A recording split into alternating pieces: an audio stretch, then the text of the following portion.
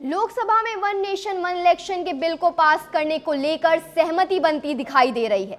संसद के शीतकालीन सत्र का 17वां दिन है, जिसमें केंद्रीय कानून मंत्री अर्जुन राम मेघवाल ने लोकसभा के पटल पर एक देश एक चुनाव के लिए 129वां संविधान संशोधन बिल पेश किया। एक देश एक चुनाव बिल पेश होने के बाद सांसदों को इस पर बोलने का समय दिया गया। कई पार्टियों की आपत्ति के बाद बिल को दोबारा पेश करने को लेकर इलेक्ट्रॉनिक वोटिंग हुई। पक्ष में 220, विपक्ष में 149 वोट पड़े, जिसके बाद स्पीकर ने कहा कि जिन सदस्यों को वोट बदलना हो वो पर्ची ले ले। इसके बाद हुई काउंटिंग में पक्ष में 269 और विपक्ष में 198 मत पड़े। वहीं कानून मंत्री मेघवाल ने दोबारा बिल पेश किया, जिसके बाद अमित शाह ने सदन में कहा कि बिल जब कैबिनेट में आया था तब प्रधानमंत्री नरेंद्र मोदी ने कहा था कि इसे संयुक्त संसदीय समिति यानी जेपीसी को भेजना चाहिए और कानून मंत्री ऐसा प्रस्ताव कर सकते हैं। आपको बता दें कि वन नेशन वन इलेक्शन को लेकर प्रधानमंत्री नरेंद्र मोदी बहुत ही ज्यादा गंभीर है, लेकिन वहीं दूसरी तरफ विपक्षी पार्टियों का लगातार इसे लेकर विरोध जारी है। विरोध में सपा सांसद धर्मेंद्र यादव ने कहा कि one nation one election bill BJP की देश में तानाशाही लाने की कोशिश है। वहीं बीते दिन अखिलेश यादव ने भी वन नेशन वन इलेक्शन के बिल पर आपत्ति जताई थी। अखिलेश यादव ने कहा कि एक देश एक चुनाव सही मायनों में एक अव्यवहारिक ही नहीं, अलोकतांत्रिक व्यवस्था भी है, लेकिन लगातार सरकार ने वन नेशन वन इलेक्शन पर अपनी पकड़ बनाई हुई है। इस बिल पर केंद्रीय मंत्री गिरिराज सिंह का कहना है कि कांग्रेस नरेंद्र मोदी का विरोध कर रही है। उन्होंने शुरू में ही कहा था कि एक राष्ट्र एक चुनाव की जरूरत है और ये विकास के लिए है, विकसित भारत के लिए है। अगर वो सहमत नहीं है तो इसे संसदीय समिति में जाने दे, कोई मुद्दा नहीं है, सभी स्तरों पर चर्चा होने दे। लोकतंत्र का इससे बड़ा रक्षक और कोई नहीं हो सकता। ऐसे में आप देख सकते हैं कि सत्ता पक्ष अपनी पूरी जी जान लगा रहा है इस बिल को पारित करने में। ऐसे में देखना रहेगा कि आगे क्या होता है। इस वक्त के लिए सिर्फ इतना ही। देखते रहिए डीएनपी इंडिया। धर्मेंद्र यादव। धन्यवाद अध्यक्ष जी।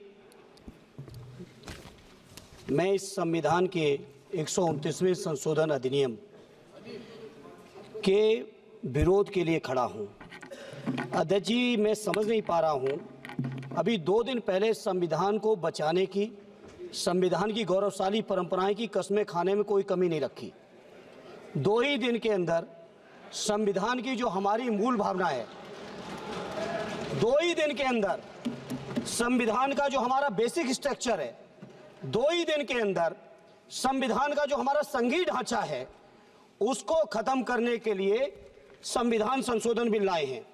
मैं मनीष तिवारी जी से सहमत हूं और अपनी पार्टी और अपने नेता आदरणीय अखिलेश यादव जी की ओर से कहना चाहता हूं, ये बिल पूरे देश के जो अलग अलग भेष भाषाएं, संस्कृति, क्षेत्र की जो मान्यताएं हैं, जो हमारे संविधान निर्माताओं ने बहुत सोच विचार के मंथन अध्ययन करके ये संघीय ढांचा तैयार किया था, राज्यों का गठन भी किया था, संस्कृति के हिसाब से, क्षेत्र के हिसाब से, भाषा के हिसाब से, परिस्थितियों और समय के हिसाब से। मैं नहीं समझता अध्यक्ष जी, मुझे कहने में कोई संकोच नहीं, उस समय के हमारे संविधान निर्माताओं से विद्वान, बाबा साहब भीमराव अंबेडकर से ज्यादा विद्वान इस सदन में अभी कोई नहीं बैठा, मुझे कहने में संकोच नहीं है। और ये संविधान की मूल भावना को खत्म करके कैसे तानाशाही के रास्ते निकाले जाएं, इसके अलावा कोई काम ही नहीं बचा है। आखिर ये मनीष तिवारी जी ने कहा, कई एक विधानसभा के चुनाव अगर कोई अविश्वास आता है, अगर बहुमत नहीं मिलता है, तो क्या पूरे देश का चुनाव कराओगे? पूरे देश का चुनाव कराओगे?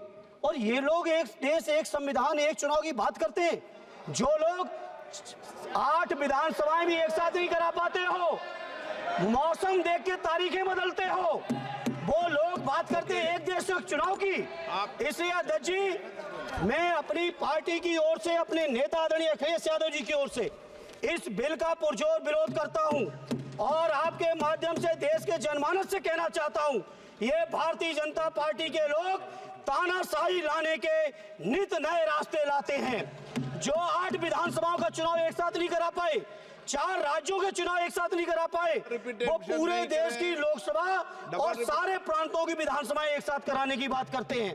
मैं पूछना चाहता हूं सरकार से, अगर एक प्रांत के अंदर सरकार गिरती है तो क्या पूरे देश की लोकसभा के चुनाव कराओगे?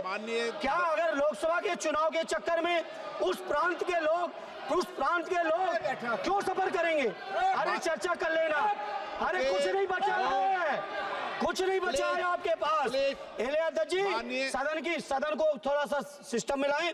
अध्यक्ष जी, आपसे अनुरोध है, आपके माध्यम से सरकार से अनुरोध है, जनता ने बड़ी उम्मीदों के साथ हम सबको भेजा है और हम सब लोगों की जिम्मेदारी है ये संविधान विरोधी, संघीय ढांचे विरोधी, बेसिक स्ट्रक्चर विरोधी कई केसों की चर्चा की मनीष तिवारी जी ने, मैं उनके साथ जोड़ते हुए माननीय सर्वोच्च न्यायालय की भावनाओं के विरोधी, गरीब विरोधी, दलित विरोधी, पिछड़ा विरोधी, मुसलमान विरोधी, इस नीयत को वापस लो। ये अध्यक्ष जी, आपके माध्यम से मेरी आपसे प्रार्थना है। बहुत बहुत धन्यवाद।